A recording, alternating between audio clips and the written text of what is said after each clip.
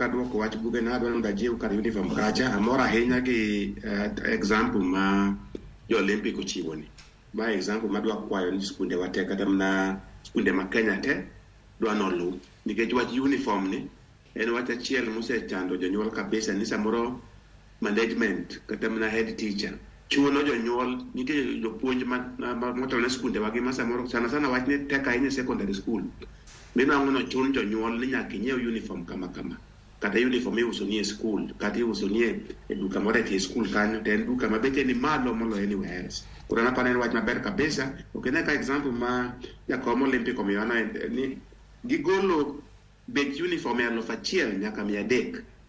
Mano wach manyalo konyo jonyuol kabisa ma dwaro wajiw jonyuol kata mana jopuonj gi boards of management owene jonyuol thuolo gimone ogitim na kaka waziri owacho gi kaka Onyango bende wacho kani Kisumo ka giseketo design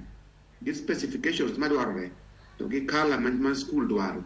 mano kende oromo jonyuol nyalo nitie jonyuol moko man ability kata gin funde onyalo nyiewo material to twango kende onyalo yudo ne bane moro mafundi twangone onyalo yudo yo moro ma odhi go kamoro e chiro moro